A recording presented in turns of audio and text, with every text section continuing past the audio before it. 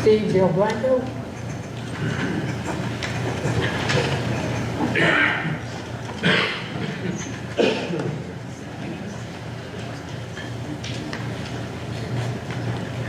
Sworn in, and Donna, you may come. Okay, thank you.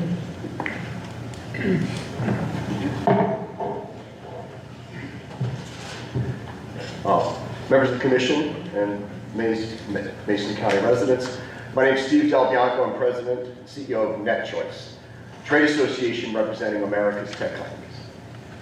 I'm here to give a national perspective on the data center industry and expansion. But before that, a little bit of a personal perspective. I grew up in western Pennsylvania. I worked in a steel mill on the same river that flows right by Maysville. Today, nearly all those mills are silent. Gone also are the paying jobs, the high-paying jobs, and all the businesses who serve the mills. But earlier this summer, President Trump and Governor Shapiro of Pennsylvania announced $100 billion of new data center and energy investment in western Pennsylvania, specifically in Homer City, which had been the site of America's largest coal power plant, and which was closed down 2 years ago.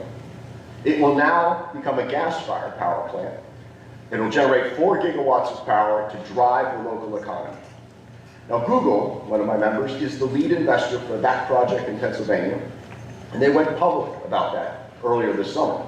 But they did so after the zoning and the permits were locked down. Now I've heard folks say that you want more transparency about your project data center here, but I can tell you that the company involved is an American tech leader whose services most of you in this room use every single day. And their recent data center investments are in the back of the handout that I provided to the commissioners. Amazon, Google, Meta, Microsoft spent $100 billion last year on investment in data centers. That is far more than energy, telecom, pharma, or manufacturing spent in America last year. America's tech industry is #1 when it comes to investing in America's future and America's communities.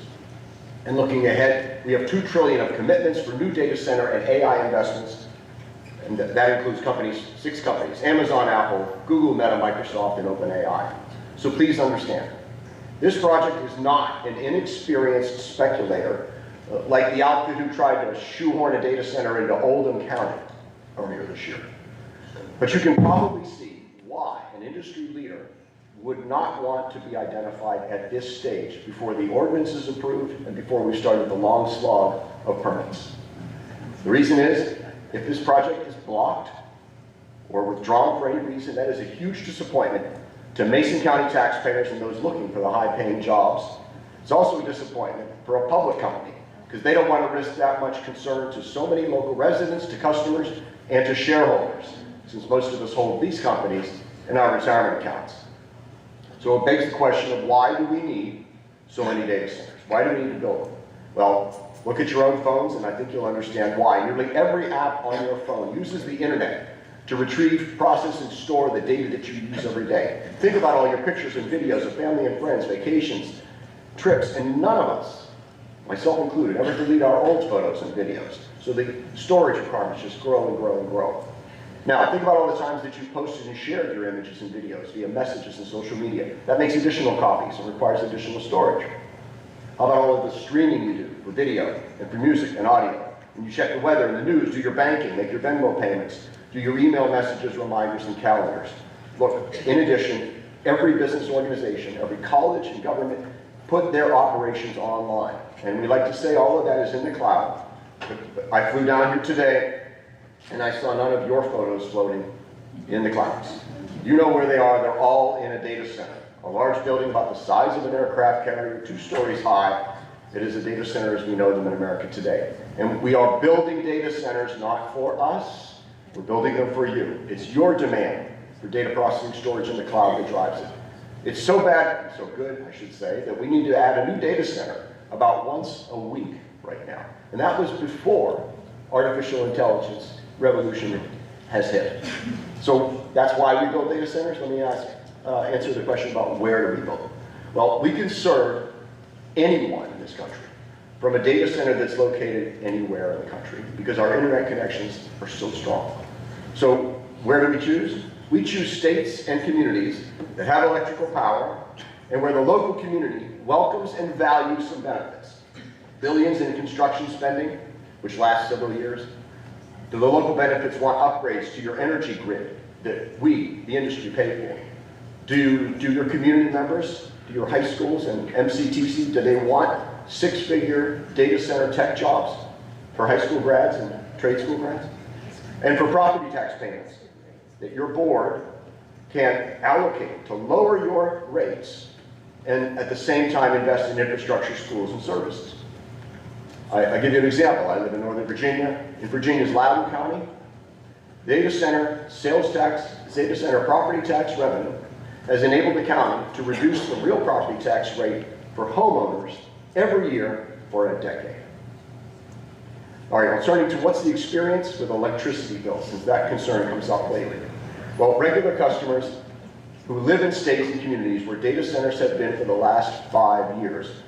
I'd like to talk about Northern Virginia again, where I live. That is the home to more data centers than anywhere else on the planet. Beijing is a distant second to Northern Virginia. And according to the Department of Energy's Berkeley Labs, we just concluded a study, and for the commissioners, I provided a copy of a summary of that. Virginia's power demand grew 15% over those 5 years, okay? When many data centers were coming online.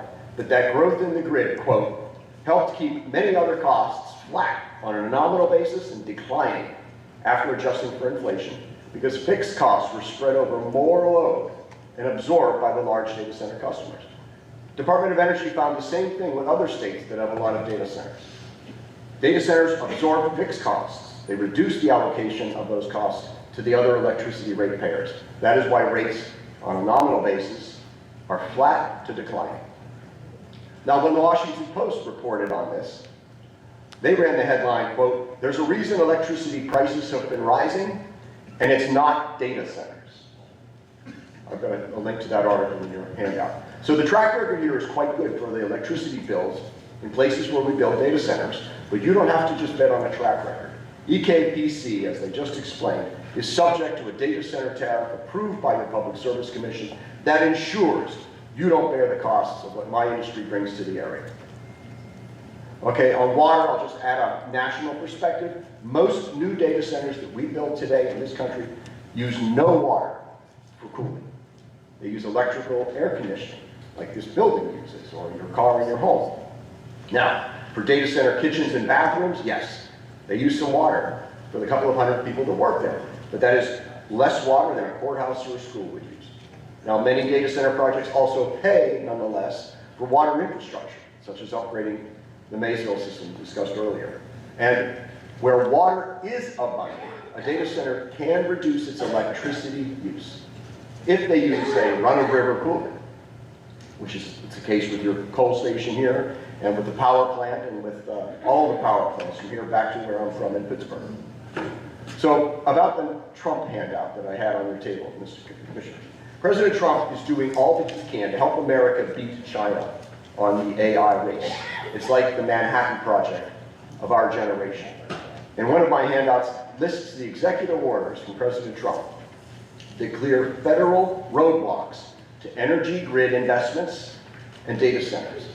It does nothing to touch local zoning rules. Local zoning rules are and shall remain local. And last month, President Trump announced the Genesis mission. This is to help American AI solve our most challenging problems in energy, medicine, and national security, from nuclear fusion to curing cancer. So Mason County can be an important part of the president's effort to keep America first. So I will close by reminding you that I started by saying I had roots in Western Pennsylvania and how data centers are reviving the energy grid and the economy there. Now Maysville and Mason County have the chance to embrace data centers. This project helps to extend the life of Spurlock, and it has my industry pay for upgrades to your aging power grid and expand power production. Number two, our investment will invigorate your local economy during multiple years of construction as we build multiple data centers. Number three, 400 high school and MCTC grads will earn six-figure salaries to run the data center. They don't have to commute and move to another city in Kentucky or Cincinnati. They stay home, earn a great living, and support a family here.